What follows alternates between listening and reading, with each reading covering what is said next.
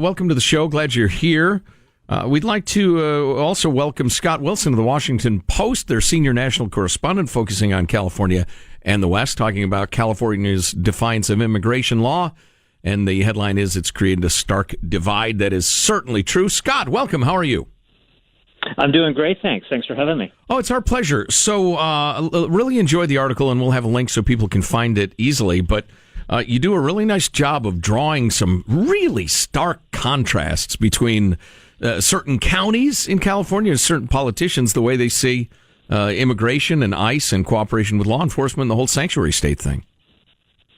Yeah, I mean, it was basically the execution of the article was interesting in and of itself, because I thought I was going to base it only in Alameda County and playing off the Mayor Libby Schaaf's warnings about ICE raids. And by the time I'd finished reporting there, I realized I kind of only had half the story. So I headed down to Orange County and spent a week there, too, as city after city and San Diego and Orange counties decided to join the lawsuit against the Trump lawsuit against the state over the constitutionality of the sanctuary state law. So I did get a pretty good look at two really, really different views of it, and also the politics around it in the midterm election year. So it was pretty enlightening. Well, obviously, as we've been pointing out for a while now, that's an untenable situation where you have a sanctuary state, then you have counties that say we're not a sanctuary county. Then you're going to have cities that say we are a sanctuary city inside the county. And then you're going to have neighborhoods, and you'll be down to house by house whether or not it's what the law is. It really is. It's going to be such a patchwork and really, really difficult to figure out, especially the farther south you move. There is one Northern California county, Tuolumne, that has also joined the suit. So it's not just the south, but it's almost entirely the south. And yeah, as you said, there's, Los Alamitos is doing one thing, Costa Mesa is doing one thing, the county's doing one thing, Fullerton's doing something else. Am I in the county? Am I in the city? It's not unlike the marijuana laws at the moment in California, where you have, a real patchwork of counties and cities. In Orange County, Santa Ana is legalized marijuana for recreational use, and the whole county around it's banned. So wow. The state's getting more and more complicated. Let's put it that way. That's one way to put it. Ungovernable is another way to put it. So, Scott, listen, I don't want to be too hip for the room. The main thrust of your article has to do with the interaction between state and local law enforcement and jails and the federal immigration and customs enforcement, ICE, and how that relationship has gotten really complicated and nobody's quite sure how it works at this point. Is that fair to say? It is fair to say. I mean, I think there's one broad divide within state and local law enforcement over the sanctuary state law, and that is the line officers don't want to enforce immigration law. They rarely have in the past.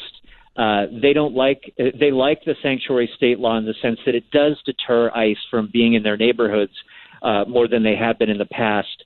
They find ICE activity very disruptive because it tends to decrease trust in a community and therefore cuts down on the ability of that community to the willingness of that community to report crime.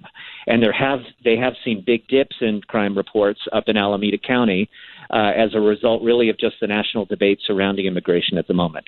That said, the corrections officers inside the jail really dislike the law. Not only is it very complicated, as you pointed out, no one quite knows how it's supposed to work and is worried about getting sued if they don't execute the law correctly.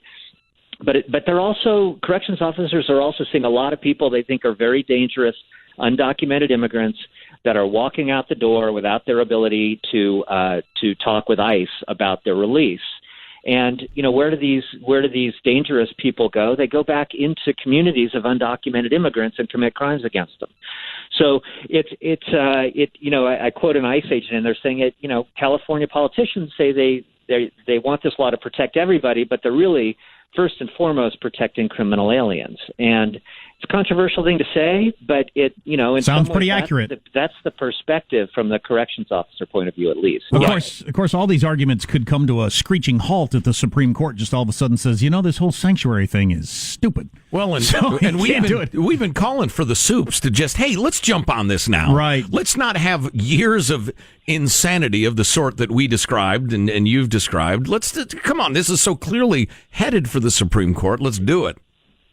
Yeah, you would think that it's an issue that has this much national resonance and this much political polarization around it that you'd like them to jump into it and decide it. The court, obviously, as you well know, doesn't always like to jump in the middle of these things. Likes to get a bunch of conflicting rulings basically lower down before it decides that it needs to. But it sure does feel like that's where it's going to end up. I've been confused from the beginning of trying to figure out how much support there is for this. So you pointed out in a Berkeley poll that they did, 2 out of 3 respondents supported the principles of sanctuary state law. That would be they just want less contact with federal authorities from schools, et cetera. But almost 60% of respondents want more deportations. So how does that square?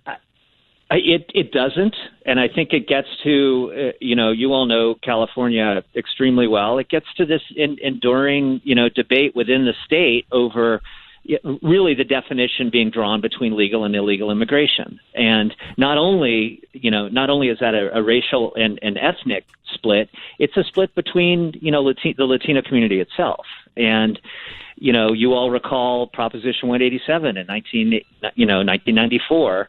That proposition, which severely cut back on government assistance to undocumented immigrants, including some medical services that were later found to be unconstitutional. But Latinos, quite a few Latinos voted for that measure. Interesting. I didn't know that. Yeah, it was. It's generational, and there's Mexican American families who've been here a long time and maybe speak some Spanish in the house, but really assimilate. Felt that why are undocumented immigrants getting so many benefits, and so it was. I'm not saying they were a majority, but that measure passed with more than 60% of the vote. Well, and so that's not just white people. And getting back to the poll that Jack cited from your article, which we will have a link to so people can read, you've also got to include the California voters rather